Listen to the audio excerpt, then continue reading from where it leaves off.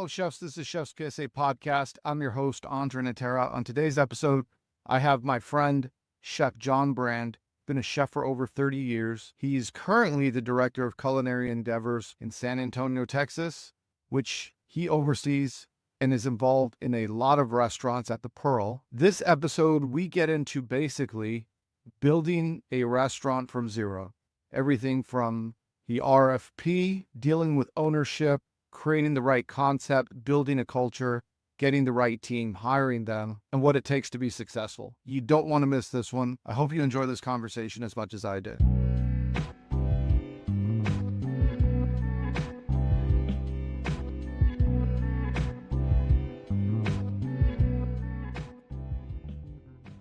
Chef, it's good to see you.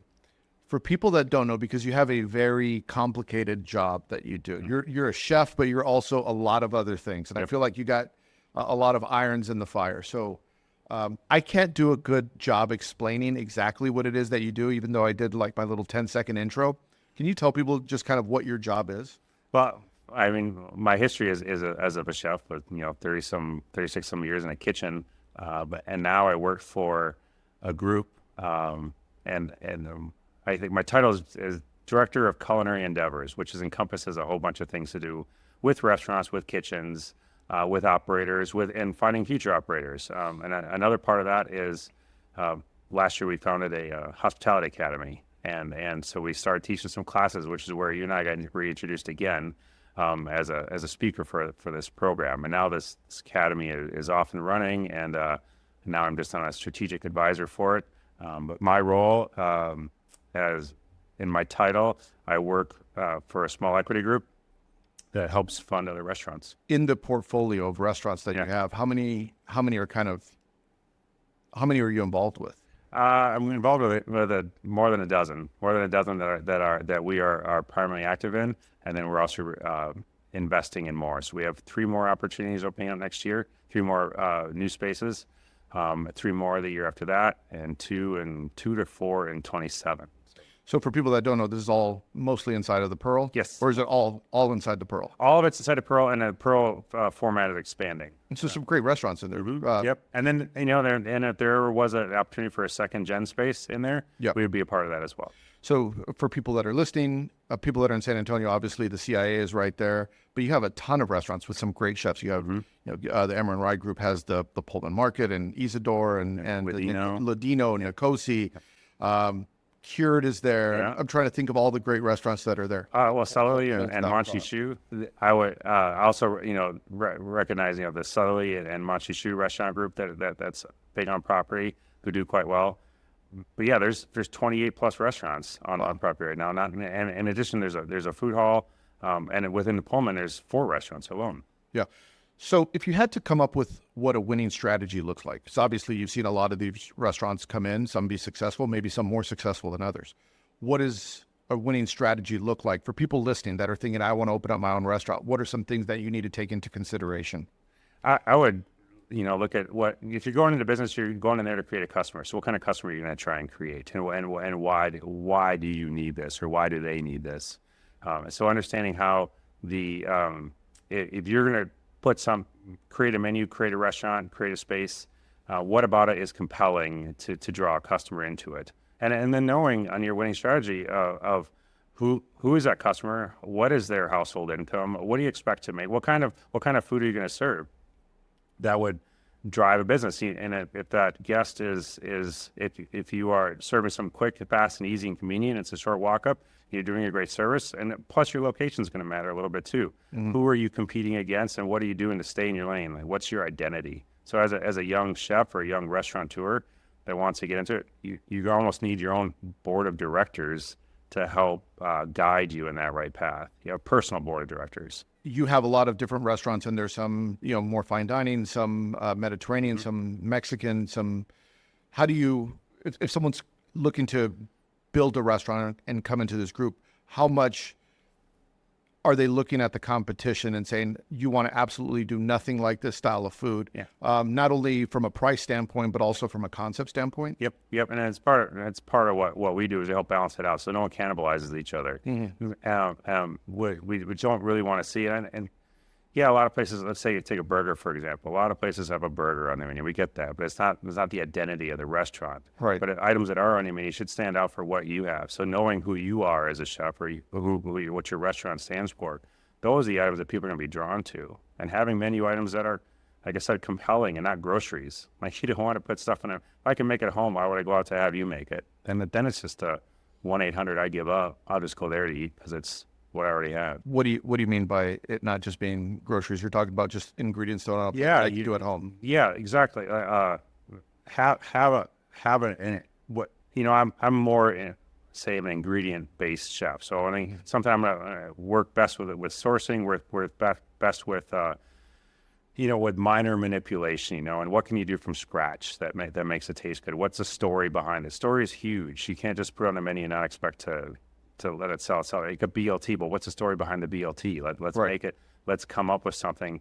You can say it's my grandma's recipe. Great, but maybe your grandma wasn't a good cook. But maybe, but like what did you? But that's a great story. So you can tell I learned this from my grandma. Whatever it might be.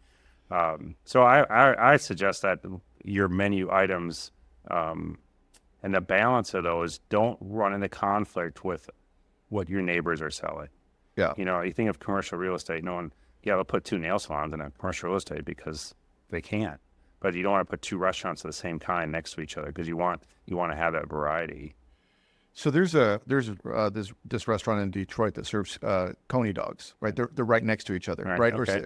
Right, and so they're competing, and I think the story is like they were brothers or they're relatives of some sort, and now everyone goes to one, then they go to the other. The same thing like Philly cheesesteaks. Right. There's a lot of restaurants like that, but that's not necessarily the best business model. No. So there's unicorns out there that exist but for the most part, you don't want to be serving the exact same thing that your neighbors serve. Right.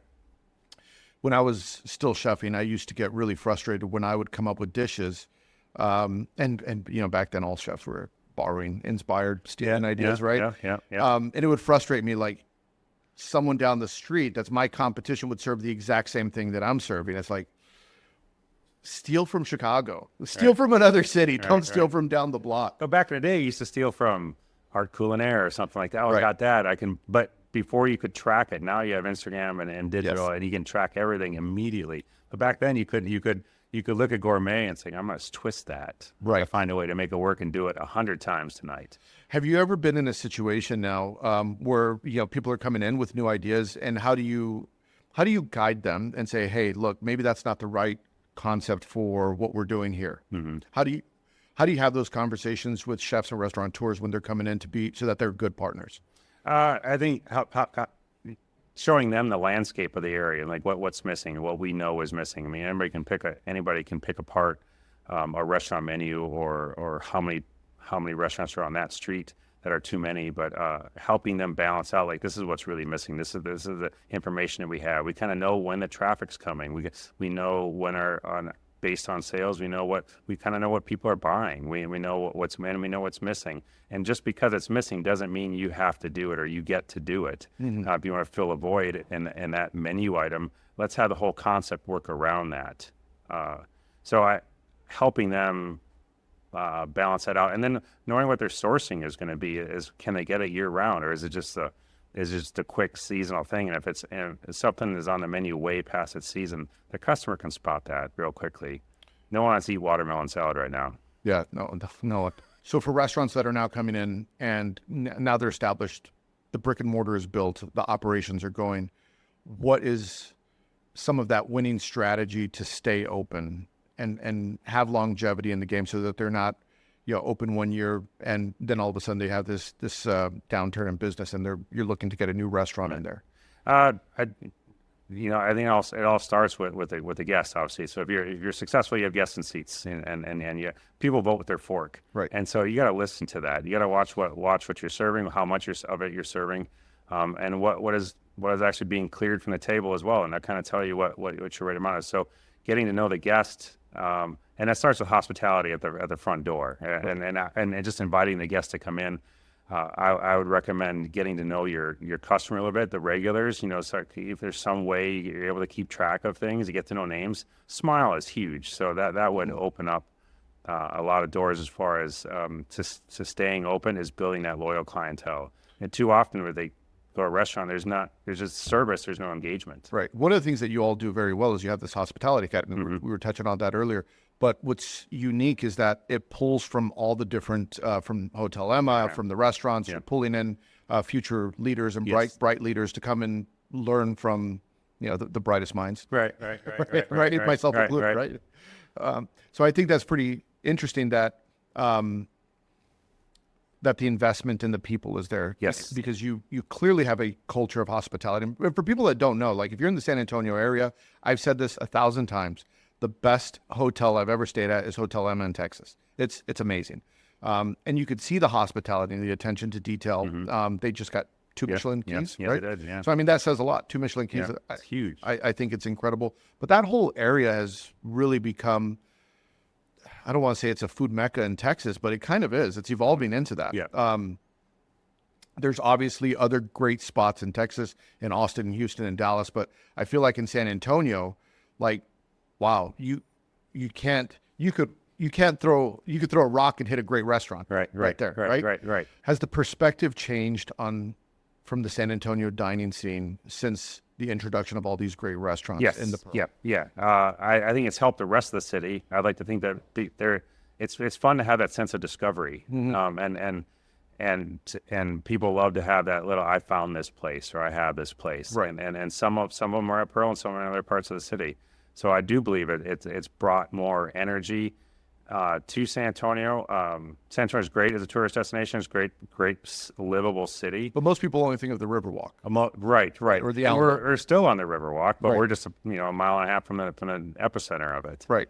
We're creating our own end of it. Right. And you have the CIA right there, which is now this it's this incubator for talent, right? So now you have the opportunity to go to the CIA, and then you could work in the Pearl. You could work at any of those restaurants, and then it trickles out into the rest of the city. Yeah. So overall, and there are some Michelin award and recognized chefs that came out of that CIA program in San Antonio. That's right. Shout out to Diego went to the CIA. He's a CIA graduate, and Nicola. And Nicola, yeah. So Michelin.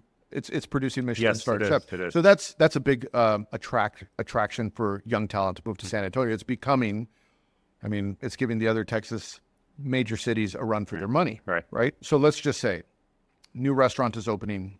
What's the advice that and specifically in the Pearl, but this could also be general advice to other chefs and restaurateurs that are opening restaurants.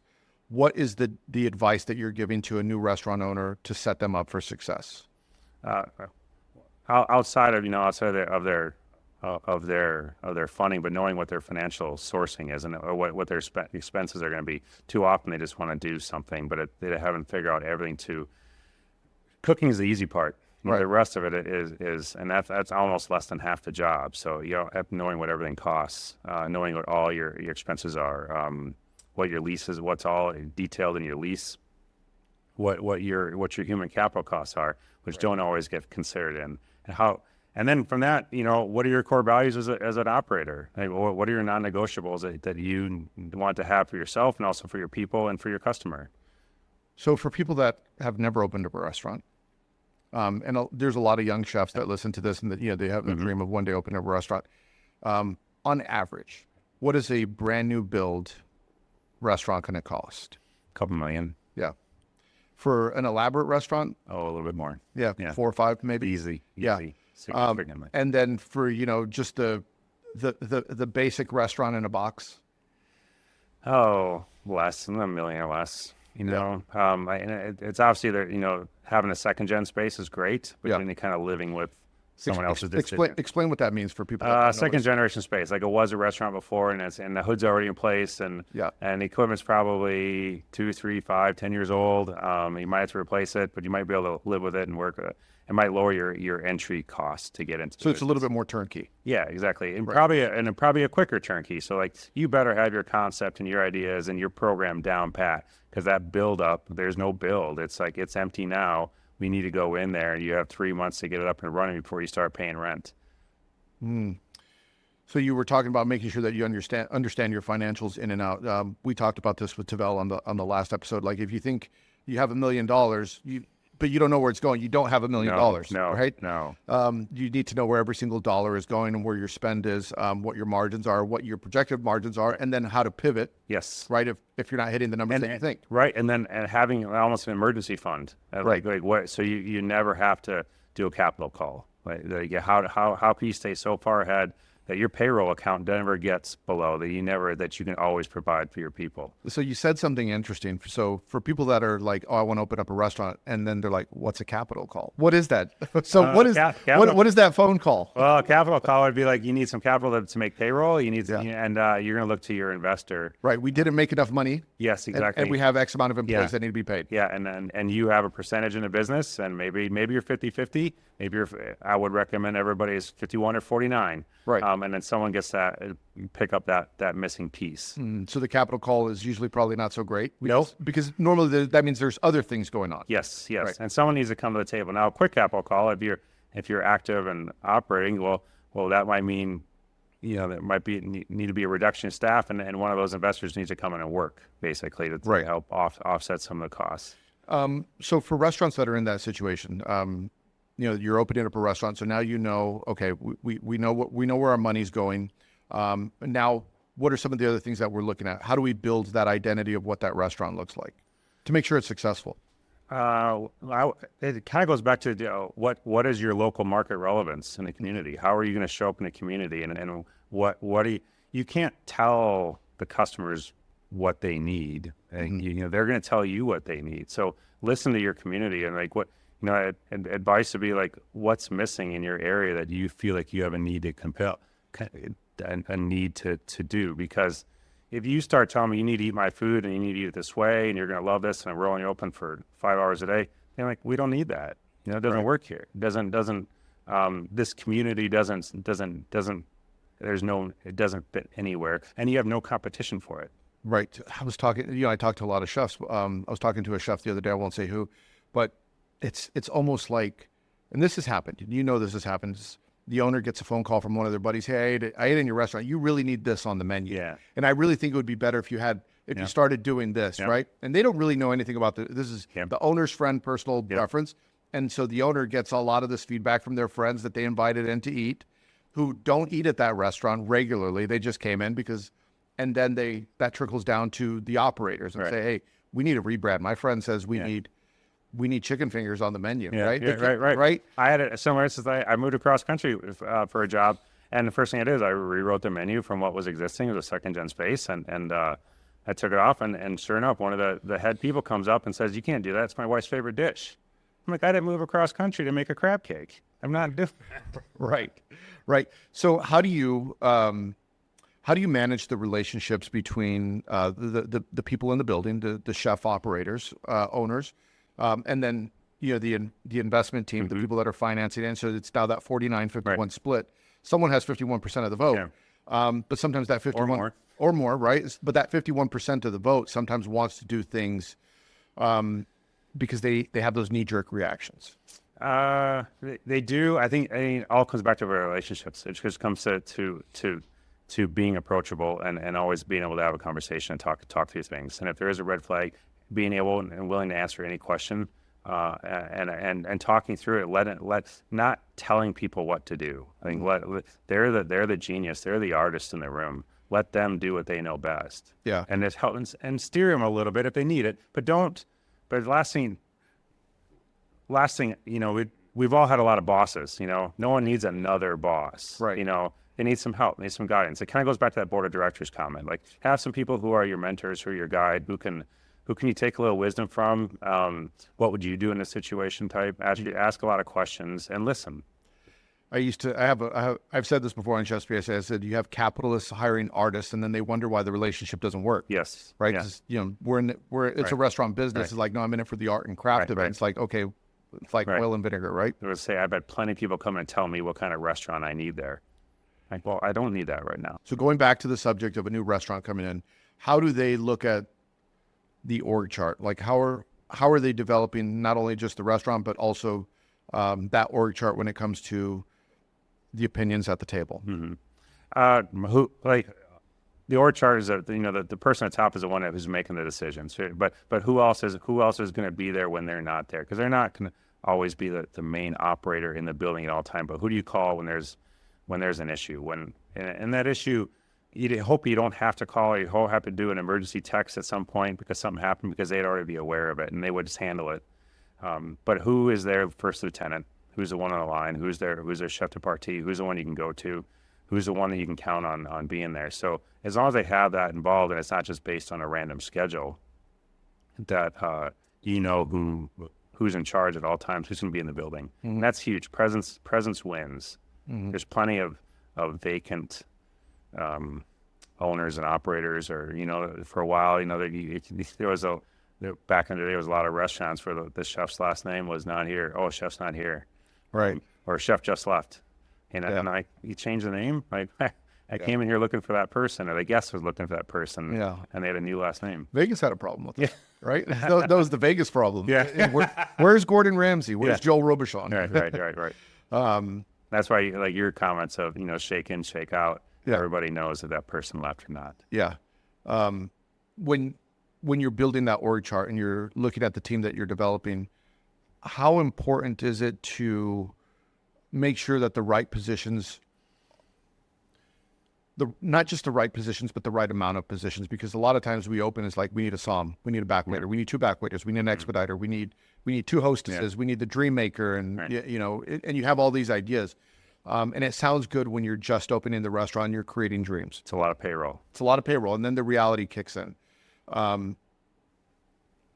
When someone's just building a restaurant, how do you get involved to sometimes have those more difficult conversations and say, hey, I know you think that's the right move, but I promise you, based on opening 12 restaurants in this location, that might not be the right move. Right. I think that comes in the business plan process, like filling out that business plan. And once you put in those numbers for what your salaries are going to be and all the extra costs when it comes to human capital costs, when it comes to healthcare and so forth, you really see what's your return on that going to be. And where does that weight lie in those columns? And it might be in salary. It might be in front of house wages. It might be in back of house wages.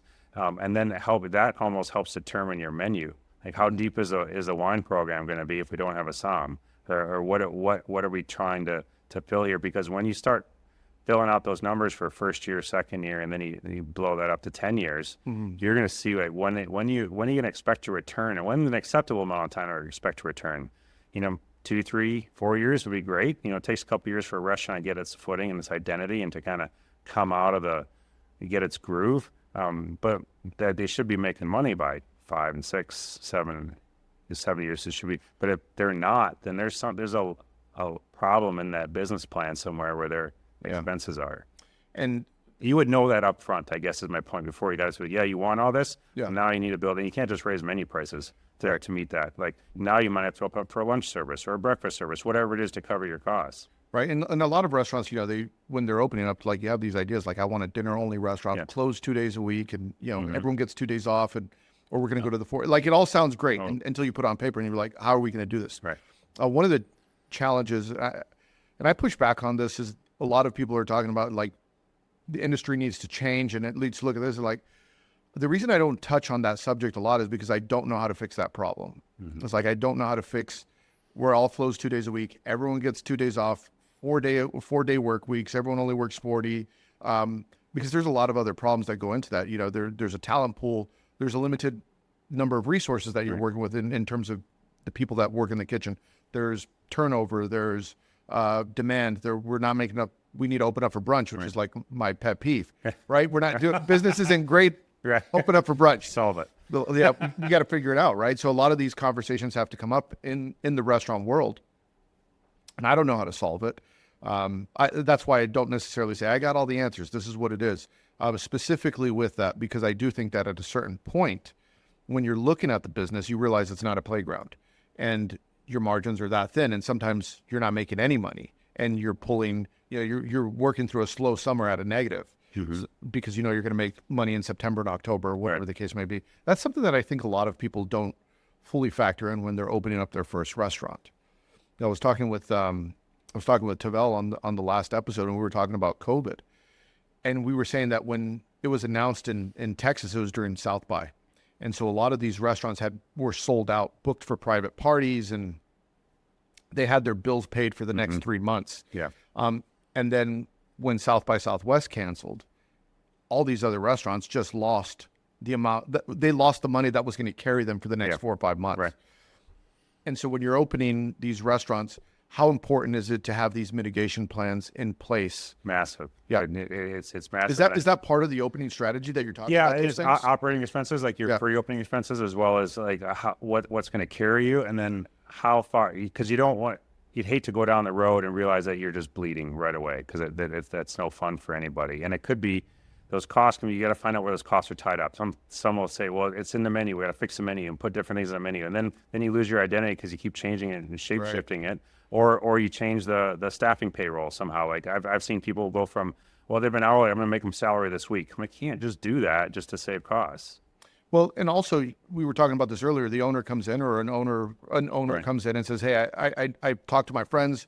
We're not doing the business we want, but business isn't terrible. No, it's just okay. Right. It's not where you want it, but it's just okay." And they say we need a rebrand and reconcept, thinking that it's going to bring all this new, these new diners in. It doesn't work that way. They've already given you the chance. And just because you said we're no longer Italian fine dining, now we're Italian red sauce, is like, okay, I'm still not coming back. Right. And because you haven't, and now you lost the ones that you did have. Yes, and you lost the menu items that where people came for specifically. Like, I always wanted to have that dish, whether I ordered it or not. I knew that they always had it, and it was consistent. And then it's a ton of investment that you just lost, not only in your name and your location, but if you didn't open up right, you're toast. Right. And you can hardly fix it. And when you change in your identity, you don't know what lane you're in. And you try and throw a bunch of things at the menu, and like if you have an Italian restaurant, next thing you know, you're serving sushi and burgers. I'm like, wait a minute, what are you? That's not what I came for. Right. And so now you're alienating your loyal guests to pivot to a concept that also might not work. Right. And then you might have just sped up the closing process. Yeah. Right. By changing concepts midway instead of looking at what it is. And so how do we fine tune what we're already doing? Is it a marketing push? So if it is those menu items that the owner said wanted, say, great, I'll run it from special. Let me run it and see how it goes. Let me sell it on the inside. Let me run it to the team first. Let me run it to the guest first. We'll see how this really bounces back. Mm-hmm. So if you have this restaurant that's in existence and they are struggling a little bit, what are some of the initial strategies that you guys come to the table with and said, okay, we're not where we need to be. We're about 60% of where we'd like to be. What are some of the first things that you're going to look at to give the business a little bit of a push to bring them back? And I would recommend this, and I've done this in not just where I work now, but in a former life. But it's never a surprise, especially if you have, let's say, a monthly ops review. Like, come to the table and let's do a monthly ops review, and let's tell us where you're at. You know where you're at, where you spent the most money on. Why did they go up front? And did the insurance costs come up? Whatever it might be, like, where do these expenses come from? And are you paying an influencer now to put some stuff out like you didn't budget for? I've seen places forget to budget for Christmas trees. Like, oh, well, now we got to spend some money on that because we didn't put in the budget. But none of it should be a surprise on expenses. Yes, if somebody leaves the operation and you're vacant and you have a hole and there's a salary to fill, that could be a surprise. But not if you have a monthly ops review with your partner or with if you're the CEO or whatever role you're playing, but you're always at the table, it won't be a surprise. What are some unconventional tactics that you've seen that have worked well that the audience could learn from to bring the business back? Unconventional tactics would be, let's get the story of whose face is on that place, who's the identity, what's the story of that person, let's say, or what's the story of that food, and why guests should come there. So an unconventional tactic would be, let's do a benefit at volunteering for the food bank. Great thing to do. Get your name and your face out there.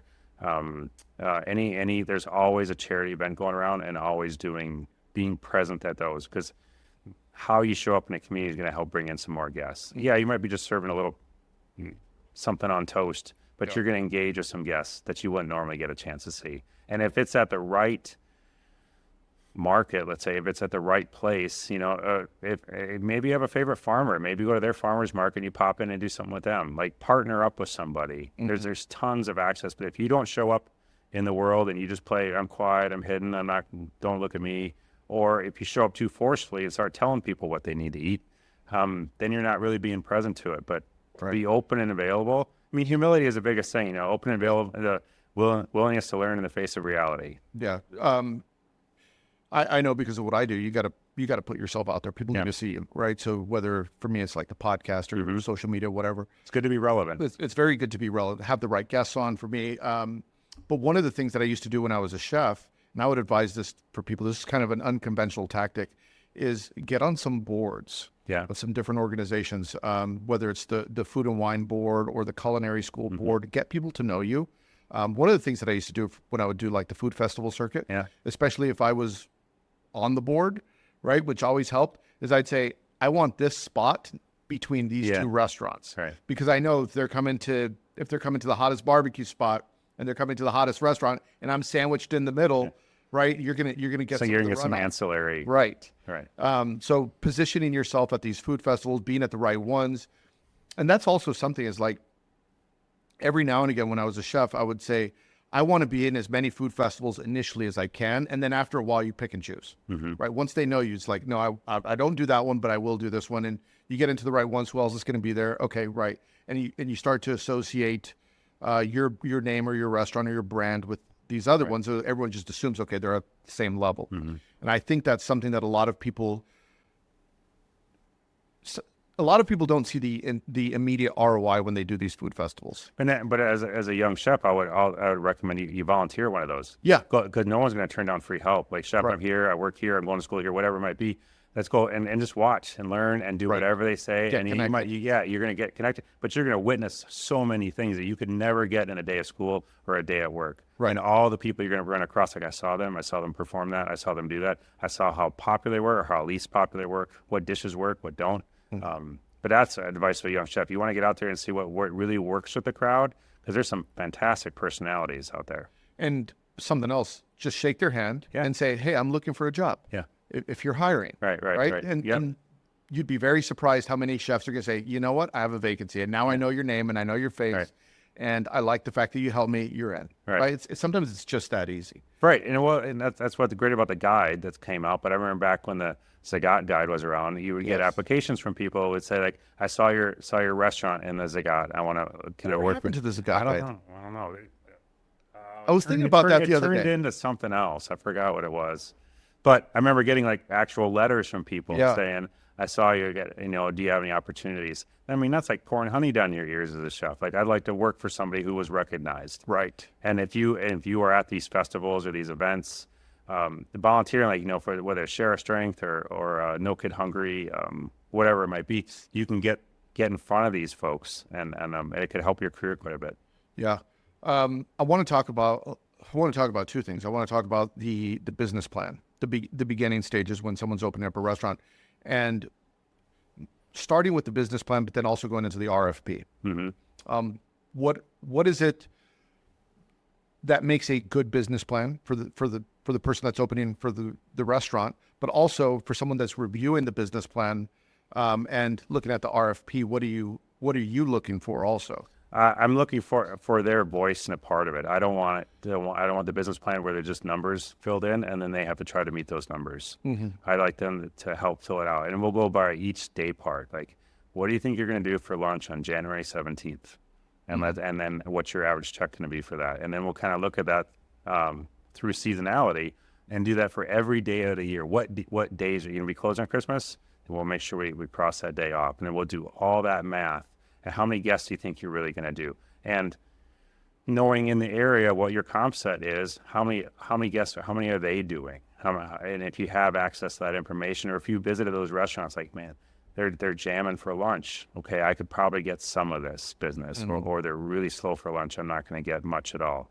But their takeout is huge. So what's the missing on that? So I recommend once you go through those, you're going to get a good year of sales, basically. And then you can multiply that by 10 and figure out a 10-year plan. But then you start figuring out the other costs. How many people are you going to, and I've had operators actually write out schedules for the year, like who's going to be there, what hours they're going to work, and what shifts are going to get covered, what are the hours of operation, what's the prep time, and so forth. Is there a commissary involved for some of them? Knowing all of your details, what do you, I would just know all your costs. I had somebody come in and say that they were paying, a couple $100 a month less in kitchen dish machine supplies. Like, where are you getting those from? Because there's no one that can get them for that cheap. Like, did it fall off a truck? Like, where are these costs going? Because those aren't real costs. So having that balance of knowing what are true costs within the market helps quite a bit. And then if you were going to give advice to someone, so we talked about making sure that you know all your numbers, every single day, you have schedules written out. But what are some of the other things that make a good business plan that what are some of the things that they should check off to make sure that they give it to anyone before the potential investor looks at it? I think it can go into, how is your customer going to be with it? Do they like it? Are they just going to use it when they feel like it? Do they love it? Or do they identify with it? How does your customer, how are you going to keep that customer? And knowing, before it gets checked off, they need to know where you sit in the market and how frequent is this going to be? And so, yeah, you look at, people get done, like a lease could be 10 years is scary, because think of some concepts of how long before they change, or the chef changes, or that food style changes and it's just not relevant anymore. Think of the old cuisines that used to be real popular that you don't see any restaurants like them anymore. So what's the longevity of that concept? Is the true lease really only 5 years? Right. Or can it be 10? There's some that will always, barbecue will always be with us. So anybody does that, you're great. That's never going to leave. But there are some concepts out there that hinge on time, and they hinge on the household income of your guests. Once that guest ages out, they're not going to be your guest anymore. What are some of those evergreen concepts that you could look at and say, it's going to be good? It was good 10 years ago. It's going to be good 10 years from now. A good anything that invokes a story or a piece of nostalgia. If you think of well, let's say farm to table. I mean, that's anything that can use locally sourced one, because that allows a lot more creativity within a chef. So somebody who's going to want to know that their food's coming from a local source. Probably not every ingredient, but a good portion of it. Anything of a European concept is going to last a bit. Well, guests want to know what they're going out for. We're going out for French tonight. We're going out for Italian tonight. We're going out for Spanish tonight. Those will always stay, no matter who's running the ship, because everybody wants that. But once you start getting into, I'm not knocking on, not a negative comment, but once you start getting into country club food, where every guest is an owner of the menu, and you have a wide variety of different things, and it just becomes, it's ubiquitous items that no one really wants. I'm always fearful of menus that have culinary bankruptcy written all over them. And, chef gave up and just mailed it in, and now we're all serving Cobb salads. It's a great Cobb salad, but tell me the story behind it first. Don't just put it on the menu and walk away. There's that period in time where it's like, and no knock to anyone, it was like everyone has Brussels sprouts, everyone has a charcuterie board, everyone has a flatbread. It's just the evergreen items. Right. Okay, there's nothing here that you can't really find in any other restaurant. It's your version of this dish, but like, where else we got? Nothing that we do is it hasn't been done already. There's that much difference. Now, if you had a crystal ball, and you were thinking like, okay, this is a unique concept that really needs to be explored more, right? You see, like, based on all the restaurants that are in the Pearl, what do you see coming down the road that is maybe just at its beginning stages, and pretty soon you feel it's going to be ubiquitous everywhere? I'm not predicting for the Pearl, but I would predict I would think there'd be a stronger surge towards. I like to see more from South America and more from Africa. I love to see some more of that cuisine start shaping up our menus or our restaurants. Yeah, specifically like specific South America. Peru, Colombia. I think there's some Brazil also. And it's not just not just the ingredients, but I do think that there is it's another frontier, and we're always looking for that sense of discovery. So what are we going to discover yet that's not being done right now?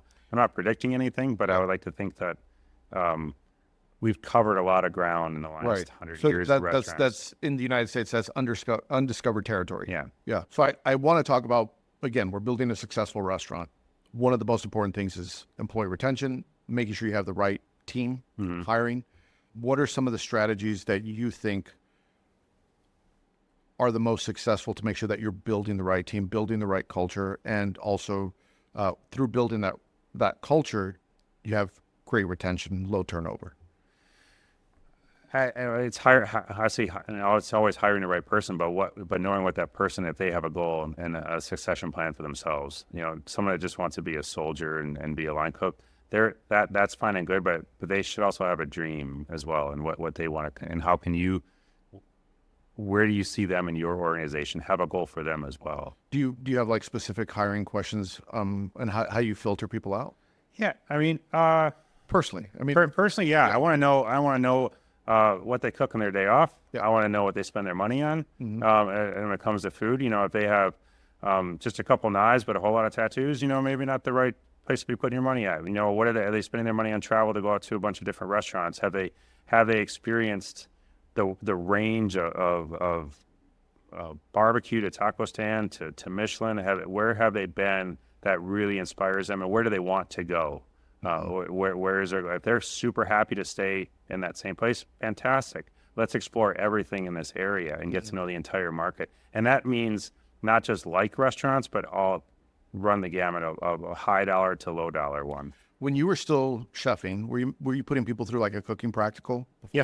Yeah. What was it? I used to do simple ones, and it was like simple, like flip a couple eggs, cut some chives. Right. Let's see, if they're straight, let's see how you do it, how you clean, how your knife skills were. Have them make a burger. Just make a burger that's an identity. Just something. Everybody has a burger. What's your burger? And let's eat it together.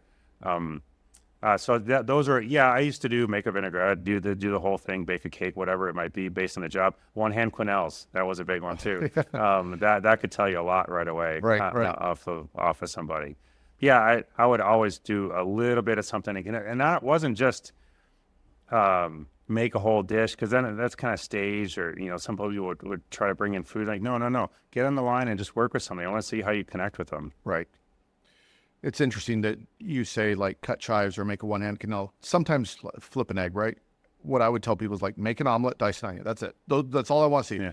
And dice it the best of your ability and make the omelet to the best of your ability. Like the most perfect diced onion. Yeah. And then you see like it's a poorly diced onion, and you think if that's the best, right, I know where you're at. Right. There's no wrong answer. You just know where they're at. But right. And hopefully they haven't talked too big of a game or too less of a game themselves, but they've shown up and are willing to do whatever you ask them to do. It's funny, when I would do cooking practicals usually I would do a more serious cooking practical, sous chef and up. And once they would find out, so mine was like an artichoke, a whole artichoke, a live lobster, a whole fish, and a whole chicken. And I would tell them, look, you have 2 days, 3 days, however long you want, but I want to see 2 dishes with each ingredient. And you can use anything you want. You have complete access to the kitchen, and you can take as long as you want. Yeah. And you'd be surprised how many people wouldn't show up. Oh, really? Yeah. Once they knew what it was, like, because this is like they're now in a sous chef position or up, and they skipped a couple of things. Like I would buy my fish already cut, so I don't know how to butcher a fish, or I bought all my artichokes in a can. Right. And I know I'm cooking tomorrow, and I've never cleaned an artichoke, and I don't have enough time to learn how to clean an artichoke. One of the tests was to tournate a potato. Yeah. And you go home with potatoes, you just be practicing all night to see right. if you Can you still tournate potatoes? Not as well as I used to. I can still flute a mushroom. Yeah, I can still flute a mushroom. I was Thanksgiving recently, and I had carrots. I was like, can I still tournate? Yeah. Right. So I grabbed. Noah was looking. I'm tornadoing carrots. I was like, that's not good. But part of that practical was also to eat with that person. Yeah. And not just once, but twice, to see what they ordered. Say, are they exploratory in their menu? I had a chef interview once, and the candidate ordered the same omelet 2 days in a row. I'm like, he came all the way here to have the same thing twice? Yeah. They give him the job specifically for that, because he wasn't willing to try out the rest of the menu. Interesting. And so now that they're in the building, you've hired them. Mm-hmm. They cut the chives beautifully. Right. They ordered something different for breakfast. Right. So now that they're in the building, how do you structure the culture so that you have less turnover? What's your retention plan? First, it starts off with just respect for each other and respect for everybody's job. Mm-hmm. And I would say that person, that culture is going to show up best for them if they can do about any job, and they don't hold it as power over positional authority over somebody else. The broom doesn't know who used it, so they should be able to sweep the floor and mop the floor as well as anybody else. And it all goes back. By the way, I'm going to use that on Chef's PSA. Really? The broom doesn't know who used it. Yeah. I'm going to put that up maybe tomorrow. I'll tag That's you. fine. And someone else told me that too, so it's not mine. Yeah, but it's a good one though. But I always remember that because it doesn't matter who's in the room. You don't need a name on your jacket to tell you who's in charge. You would know that within the first 3 milliseconds of walking in the room. Who's looking at you? You can tell who's in charge in that room, and it may not be the chef. It might be a line cook. Yeah, it's interesting that you bring that up. Early in my career, I went through this phase. It was like my second executive chef job. I went through this phase where I got rid of the title. Yeah, it's just a plain white chef coat. It's like I'm just one of. I've done that. I was like, and one of the newer cooks, because back then is like, you needed embroidery back then, right? Like nowadays you don't need NASCAR. Yeah, now you don't need it, but back then you needed your embroidery, right? And so one of the newer cooks from culinary school said, "Hey chef, why don't you wear your embroidery like executive chef or whatever it is?" I said, "Because I think you should know that I'm the chef based on how I on how I carry myself." Right. He's like, "Yeah, I didn't know you were the chef for weeks." So I was like, okay, lesson learned. Yeah. I wasn't carried myself well in that kitchen. I just thought that was funny. It's like, yeah, that I was going for something and it completely backfired on me. It was too funny. So now you're building the kitchen culture, and if you had to build the perfect kitchen culture in your mind, what would that look like? What are some of the top things? Let's just say the top 3 or 4 things that would be non-negotiables in your kitchen. And I hate to use the non-negotiable term, but you know what I mean. I think knowing what's on the menu would be the first one. Knowing what you're cooking and respect for those ingredients. I've seen so many people who've never eaten in the restaurant. They don't know that they'd even want to participate.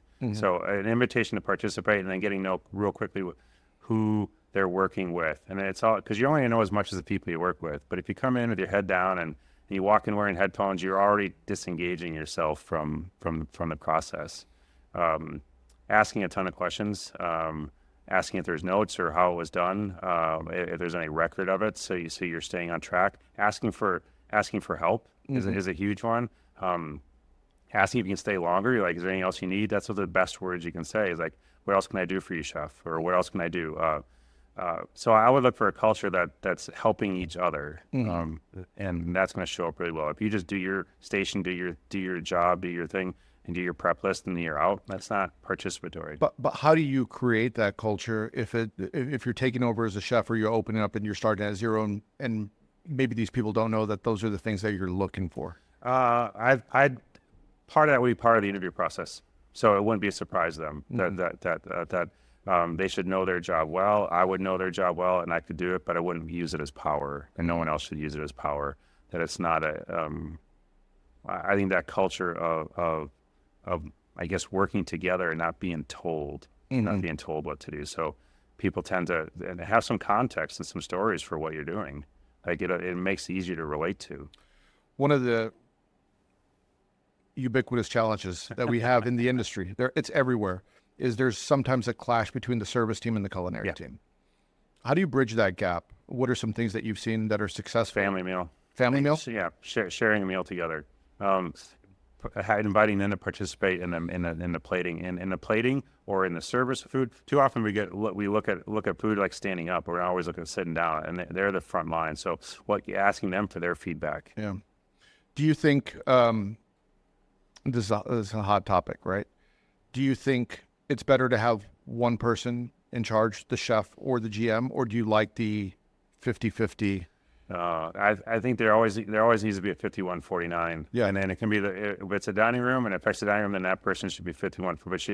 But your partner in the kitchen, it should be a 51% who kind of makes that rule. But there shouldn't be so many people that no one can't outmanage all of them. Because if you stress managing a 6-person team, you're not going to do well doing 30 or 40 or 50. Right. And I think over time, we haven't always gotten better at managing more. We put more buffers in place, and that doesn't always help. And then you have these divisions that aren't always working together. I've found, and I agree with you, I found that the most successful restaurants, usually one person I know like 11 Madison Park might be an exception. They've figured something out over there.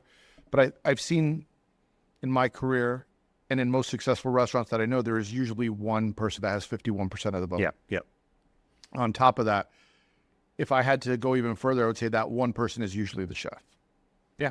Yeah. Yeah. If not all cases, but in most cases, Right. the most successful ones, I'd say the person, when the chef has 51% of the vote, I usually feel like those restaurants, the food is better, the service is better, the culture is usually better. Usually, obviously, that's not everywhere, but the individual that's carrying the 51% of vote makes all the difference in the world. Right. They carry a lot of the risk. Yeah. A lot of the responsibility as well. Yeah.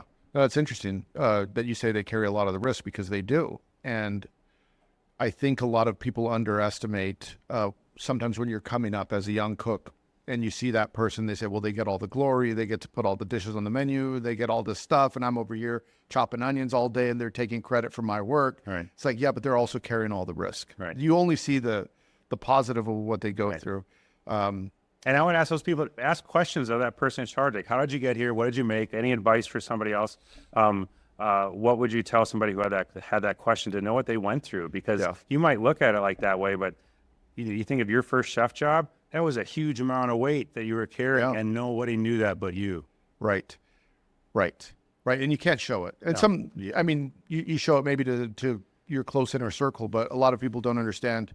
Sometimes when you're the chef, especially of a larger operation, you've been a chef of a larger operation, as soon as you walk through the door, it's like, hey, chef, you got a sec? Hey, chef, you got a second?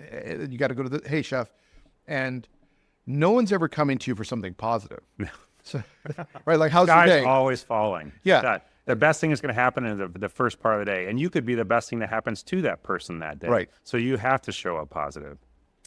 If, as we're getting close to the end, is one of the few questions that I like to wrap up with.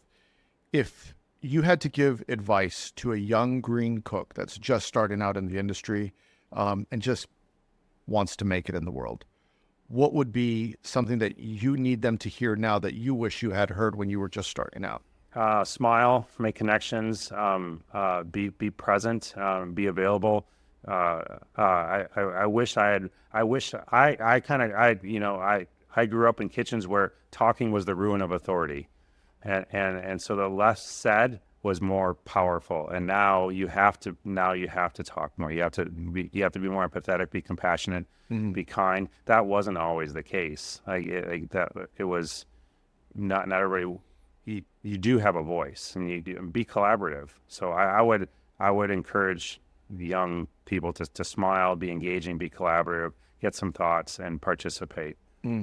And if you had a chef's PSA out there, what to do, what not to do, what would it be? Besides, the broom doesn't know who you. Well, I'm going to use that one. That's fine. I would tell first of all, smile and keep yourself clean and organized, and get your stuff done on time. You might think you need more hours in a day, but it just means you're working slower to get the same amount done. So I would encourage you to taste everything. Like, switch stations up. Cook everything through. Take a ton of notes. I used to sleep with books next to your bed and take notes every night. And if somebody ever called me for a menu dish or an item or a recipe, I had it. Back when you used to keep things in paper in your knife roll. If you could reframe, this is something that I think about often. If you could reframe, a lot of chefs are really insecure when they come across something that they don't know how to do, right? And instead of embracing it, like we're talking about the artichokes or whatever, right? You need to reframe that as a young cook. Whenever, or as a chef, even as a mature chef, whenever you come across something that you don't know, that should excite you, because that's a learning opportunity. Yes. And when you're in the business for quite some time, you get fewer and fewer of those the longer you're in it, because you get a rhythm, you know a lot of things. But when you're a young cook, everything's new, everything's exciting. Right. I don't know what a bechamel is. I don't know what a roux is. Right. It's all new. Right. But then, and you were okay asking questions when you didn't know. Right. But as soon as you're at a place where you do know, all of a sudden, when you come across something that you don't know, you don't have that same excitement anymore, because it's a threat on your ego. Yeah, and you don't have the conviction or the confidence to do it. I mean, I remember chefs that were doing things, and I thought that's the way you always did them, because it was golden. We were popular, we were successful, that was the way to do it. I did it in another kitchen. I'm like, who the heck are you? Where'd you learn that? That's like a hack move. Right. You would never do that. Yeah. And so you learn from that, like, you're right. I didn't know I was doing it wrong. What do you got an example? I can think, and it was delicious. Don't get me wrong. I have great memories of it. But I remember a hack way of doing duck confit. And it was seasoning it and searing it in a pan and then throwing it in the oven. Yeah. And it wasn't the curing for 24 hours. It wasn't any of that. And it was different. And I thought, but doing it for the first time, I thought it was delicious. You know, it had 5 spice, lots of star anise. Right. Back when that fusion thing was going on. But I thought that wasn't the best method. And I learned later it wasn't the best. I challenged myself to make a better duck confit. Yeah. It's funny how I was thinking about this the other day, and you probably remember this. Like when I first worked in a banquet and catering operation at a hotel, I was so impressed by the volume and the numbers that they could do. Like, how do they do it for 200 people, 500 people? Right. It just blew my mind, right? And I remember I was a relatively green right out of culinary school, and I would idolize this banquet cook because he just grilled 500 chicken breasts off, and he would grab the whole sheet pan and flip it on the grill. So when I was doing that sort of advice, so I would take all the notes. So I would dig out the garbage, the old banquet event orders. Yeah. Because I would knew what we prepped. I would know how much was ordered, and then see what actually was left over and matched off of that, knowing I was never going to waste that much food again, or I was never going to run out. No reverse plate ups, for anything like that. So I would track all that and keep an eye on like that menu worked or that menu did not work. And the same with the restaurants too. Like, this item is on there because it's on the banquet menu, or this item's on there because so-and-so said it had to be there, but it doesn't sell. Right. And you knew what the sales were. You tell how many you're making. Like, I want to be on that station so I don't have to prep anything because no one's ordering it. Right. But it kind of goes back when you're building a restaurant, how many steps does it take to make that dish? Literally how many footsteps does it take to put it together? What's your longest ticket time? I remember sinking on lunch service because of a salad. It was purely because the salad had too many steps to it. Too many touch points. And it took too long to get it to the line. Yeah. Fix the salad somehow, and then everything sailed after that. Right. It's amazing how just one dish can just bog down the entire line. And it wasn't a cook. I tried everything right. Why is this not working? But it was. And sometimes it's the chef needing to say, you know what? I know that's your dish. Just take it off. Right. You're crashing that's yours. Just take it off. And restraint's the hardest because you think I'm selling so much of this. I'm tired of it. Well, you know what? You probably need to let restraint walk away from it and know that the guests love it and maybe raise it by $1. Chef, last question. If you had a Mount Rushmore of chefs for you, who would be on that Mount Rushmore of people, of legacy chefs that you think, okay, these are the 4 greatest chefs to you? 4 greatest chefs. I had a similar question, and it was always like, if you were running a restaurant, who would you want to be in the dining room? Like who was out there? My Mount Rushmore of chefs would be Jeremiah Tower, probably Thomas Keller, Paul Bocuse, and the 4th to be unnamed yet. I'm not sure. Yeah. You know what? It's going to be one. I worked with a couple people in my career that I know that'll go farther than me. One's international, one's domestic, and I would want that for it because I know one of them is going to. Or both of them could be there. Could be 5. Yeah. But you think of somebody in your career that person's got it, and they're going to go. You've given them all the tools to go even farther than you. There's 2 people in this world that I know will go farther than me. Well, then this leads to another question, and I know I said that was the last question, but how do you recognize that talent? Because I'm the same way. I've come across a certain number of people, and you're like, they got it. Yeah. What is it that you see in someone when you know that they just have it? It almost gives you goosebumps. Like you sense it. Like there's a force there that you just need to steer the ship. You just need to guide them. You just need to be there for them. You need to kind of let them get out of their way, but keep their guardrails on it and be there, be present for them. But it's a moment, you know it. It doesn't happen that often where that person is going to excel in anything they do. And it's going to always be food related. And it's going to be either leading a kitchen or writing a menu or something, but they have it. They know exactly what their flavors or tastes are. They're a prodigy. It's like someone picking up a guitar or playing piano when they're a young age. They just have it. Well, Chef, where can people find you? I'm in San Antonio. I work at the Pearl. And it's a great spot. Yeah. All right. Well, it was good seeing you. Yeah, same here. Fun. We got to do it again. Yeah. Yes, Chef. It was great. Thank you. Well, I hope you enjoyed that episode. If you want to support the show, go to chefspsa.com. From there, you'll get directed to support in all sorts of ways, including books that I've written. You can find out more about mentorship opportunities. Of course, if you're watching on YouTube, hit the like and subscribe button. If you're listening to this podcast on Spotify or Apple, make sure you leave 5 stars. Nothing less is acceptable. than 5 stars. It's 5-star podcasts. If you want early access to episodes, you could get them by becoming a premium member on Substack and Spotify. We will see you next week. Hit the porno music. Yo, it's André in the kitchen, mixing, dropping chef knowledge, no fiction, stirring up the beats, heating up the session. Listen close, class is in session.